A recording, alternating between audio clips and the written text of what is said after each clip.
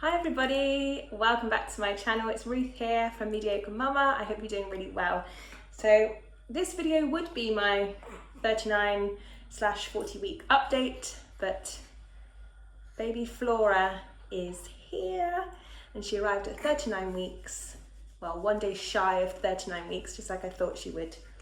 I wanted to share my positive hypnobirthing home birth with you. So I'm going to do that today. So I'm going to talk you through what happened. I have got some clips to share with you of my labour at home and being in the pool. But unfortunately, just as baby Flora was being born, the battery died on the camera, which I'm absolutely devastated about because it's my last birth and it was my best birth. Although it was hard, of course, it was quick and I was very in control and very calm, the most calm I've ever been out of all my labours, and I really wanted to capture on camera giving birth to my final baby, to keep for myself as well and to watch that back, because a lot of the time you forget what happened in birth. So I really wanted that footage, but it was just one of those really crucial moments where, difficult for my husband, he just couldn't get up and say, I need to change the battery on the camera. So I think he was quite aware that it had cut off, but I was at that point where I was pushing baby out and it was just not a convenient time. So I'm so sorry I don't have that to share that with you. As I said, I'm really upset I don't have that for myself as well, but I will talk you through as much as I can and share with you as much as I can.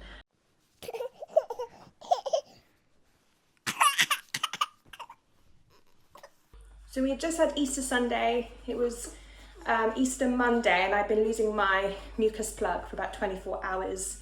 And losing my mucus plug has been a sign in my previous two births that something is happening. So on the Easter Monday we went for a walk. I could really feel baby right down in my bottom. I could feel like something would probably happen soon. So I said to my husband, we better get things ready, get things down from the loft, all the baby things like the crib and the pram, just everything that had been stored away. We left it very to the last minute, and I was tidying up the house and cleaning, and I was carrying the washing basket up the stairs about 6 o'clock in the evening, and my waters just went on the middle of the staircase. So it is the 5th of April. It's about 7:20 in the evening. I have been losing my mucus plug for about the last kind of 24 hours, and it got kind of thicker today. And then at about 6 o'clock, as I was walking up the stairs with some washing, my waters just gushed out everywhere. It's been about an hour and 20 minutes and my waters are still just absolutely pouring out of me. So I called the hospital. They sent a midwife out to me to assess me, because I'm not contracting, which is really strange because in my first two labours I always contracted first and then waters went. So this is really bizarre for me, for waters to go and not be having any contractions. I've been assessed. The midwife is happy with baby's heartbeat, my blood pressure, all that kind of thing. So I just have to wait and see if contractions start. I've got about 24 to 48 hours for things to start or I'll be induced. So just have to keep everything crossed that my contractions will start, but I'm currently sat on a towel and all these waters just keep pouring out of me. Feeling really nervous,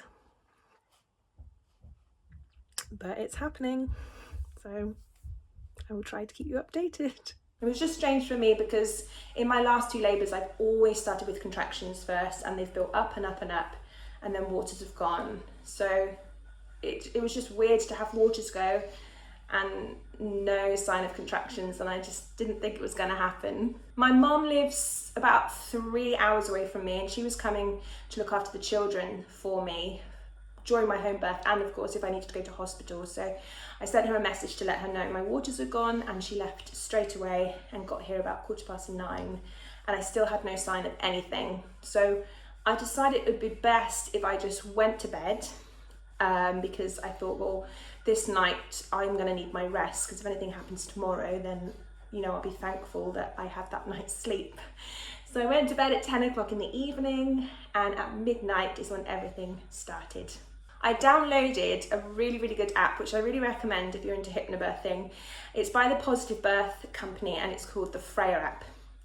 And it's there basically to time your surges, but also when you're not having a contraction, you can pop the headphones in and it's constantly playing tracks like affirmations, visualizations, positive stories, and it just continually plays.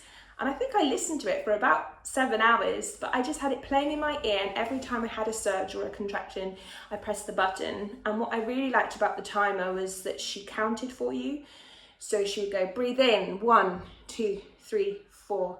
Breathe out, 1, 2, 3, 4, 5, 6. And I just found that really helpful to help me keep my breathing controlled, because when I wasn't using it, it was hard to kind of count in my head, and I just wanted to focus on the breath and not the count. So that app really helped me. I think it was about 4 a.m. where things started to kind of ramp up a bit. So my husband got up and he went down, came into this room and got the pool up ready, inflated it and filled it with water, because that can take a little time. It can take up to an hour to inflate it, put the liner in, fill it with water. So he was downstairs doing that. I got up out of bed just to kind of start moving, because laying down wasn't really helping me anymore. And when he came back up, I asked him to help me put my TENS machine on, because the pains were getting quite intense. So I put the TENS machine on. This really, really helped a lot for another couple of hours. And I stayed out of bed, and I was kind of doing a bit of rocking and swaying and focusing on my breath. I just knew if I focused on my breath, it would kind of help to speed up the dilation. But my husband could see it was getting intense for me. So he said, I think we better go downstairs to get you down there and kind of be near the pool and everything. So we made our way downstairs, and just kind of getting myself downstairs really made me realise how much things had increased. I was in the kitchen, leaning on the kitchen countertop, really trying to breathe through these surges. They were really, really intense. So I said, I really think you should call the hospital now. I think we need somebody here. So we called the hospital, and they said they would let the midwife know. And in the back of my head, I was quite pleased that, you know, I'd allowed this midwife to have a full night's sleep, and she was getting up this morning and she'd had the call to come over.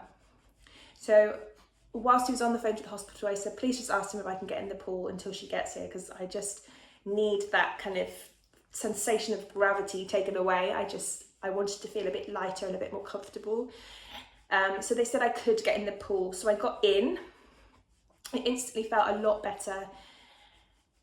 Now with my contractions, they never got to a kind of consistent timing. They were always really far apart, but when I did contract, they were really long and very intense. So they never got to a point where they were kind of 2-3 minutes apart. They were kind of like 10 minutes, then 7, then 8, then 5, then back to 10 minutes, then back to 7 minutes, then 2 minutes, then 13 minutes. So they were really, really random. But when I did have a contraction, sometimes they were about 1:20 long, and just so intense. When the midwife arrived, she said she would do all the checks first, checked the baby's heartbeat and things like that. And then she said if I wanted gas and air, she needed to examine me. Now, normally I wouldn't really be up for a vaginal examination to see how many centimetres I was, but actually I wanted to know, because I knew from my last birth that when I got to 6 centimetres that it didn't take that long to fully dilate. So I actually kind of wanted to know what kind of stage I was at, and if I could speed things along. So I had to get out the pool and lay down, and she had a check, and she told me I was 5 centimetres, and I thought, right, let's do this. So I got back in the pool and she gave me the gas and air. Now this is probably the hardest thing I've ever had to do, because at my last birth I did, to be honest, lose a bit of control and a bit of focus. But I made it my absolute priority to not lose control, and for any fear or that kind of panic of I just can't do this anymore, I just squashed it and I just used that gas and air to full capacity to get through every single contraction. I was just telling myself, just breathe, please. If you remain calm, this will be so much quicker. And contractions were still really far apart, but it did really help. So I was examined at 7:45. I was told it was 5 centimetres, and by 9:15 she was born. So I managed to do it in an hour and a half, get myself from 5 centimetres to birth, just by really focusing on my breath. And it was so hard, and I did suddenly feel that sensation to push, and I always really want to focus on the midwife as well with what she's telling me with the pushing, because I just don't want to tear, and I didn't tear. So I really focused on her face, and I did this last time and with my first birth, to make sure you listen to the midwife. If they tell you to stop pushing, stop, just don't, because you just don't want to tear. So I really listened to her, and every time I kind of went to pant, like she'd remind me to slow my breath back down. So deep breaths on the gas and air, really nice and deep. And then she came out and she floated up into the water, and I couldn't quite catch her. I was like, oh, help me get her. And basically my cord was so short, really bizarre. My cord was really short that I couldn't really lift her up high enough out the water.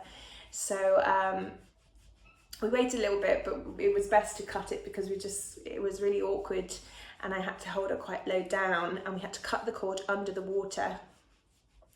So we cut the cord, and then I got out the pool to kind of, after some skin to skin, of course, to birth the placenta. And I was going to do it naturally because I did that last time, but because the cord had been so short and I had to get out the water, that at that point I just wanted it out. So I did have the injection, and it came away straight away.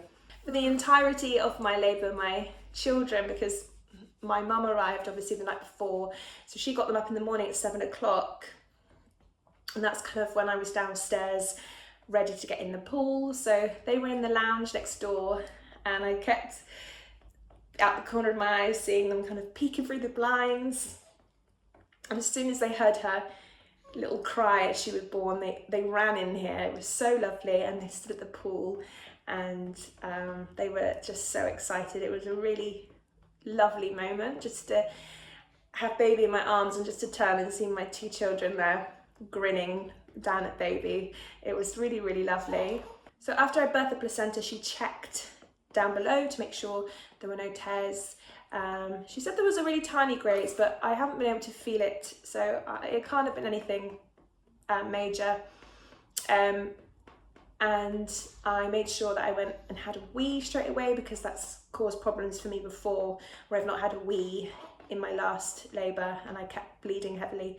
So I made myself go and have a wee straight away, and then took myself upstairs to bed, got into bed, got all snuggly with baby, had a bacon sandwich and a cup of tea, and ate loads of jelly babies, ate all my jelly babies, and it was just lovely. And the midwives stayed for 2 or 3 hours and just kept coming up and doing checks.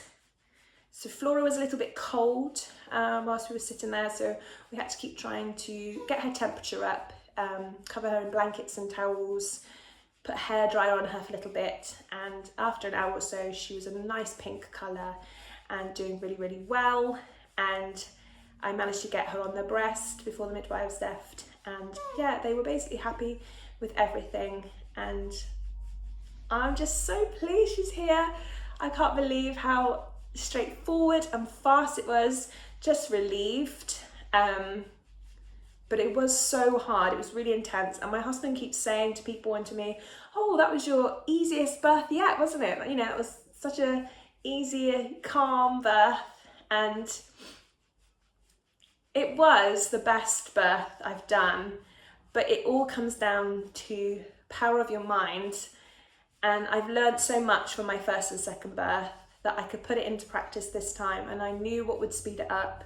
I knew what would work for my body. And as hard as it is to just breathe through things, because obviously breath isn't pain relief, but it's getting oxygen to that uterus, and that was so important to me, to keep that process going and to not slow it down.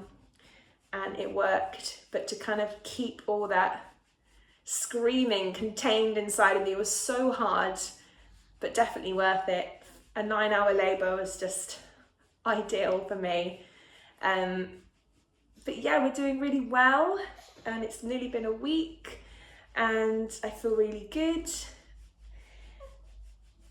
I just love her so much, and I'm trying to hold on to every moment because it is my last baby. And yeah, it's quite emotional. Just even the night feeds, I just don't really dread them. I just kind of treasure waking up in the middle of the night and just gazing at her little face, because she's just so adorable. Oh, cue the cry. You're not supposed to cry at that moment when I'm telling them how adorable you are. And my kids have been great with her and they adore her, and I'm just in this little bubble at the moment and loving it. I'm so sorry that I couldn't share the actual birth with you. As I said, I'm really devastated that I don't have that footage. But hopefully what I have shared with you is enough to kind of share a positive story. And it basically just comes down to power of your mind, and you can do it. Just having confidence in yourself and not letting that pain defeat you. Don't let it take over you. You know, it's something that you can be in control of, and you can speed up your labour and you can make it calm. And in my previous labours, I've allowed it to, you know, make me cry and scream and shout. But this time, I wanted to prove to myself I could do it, and I could do it quickly and calmly. And it is hard, but it's so worth it. And yeah. Thank you so much. I appreciate everybody who's followed my pregnancy journey and, you know, got to this particular point. So I hope it's not too disappointing that I don't have that footage. But I will kind of be continuing to film bits and pieces and things like breastfeeding and all sorts of different tips, because the first week can be challenging, it can be hard, but there's lots of things that you can do to kind of make your life a bit more easier and a bit more comfortable. Thanks so much for watching. I hope to see you again really soon. And if you enjoyed this video, please do give it a thumbs up and make sure you subscribe to keep continuing to follow my journey and my content. Thanks so much, guys. Take care. Bye-bye.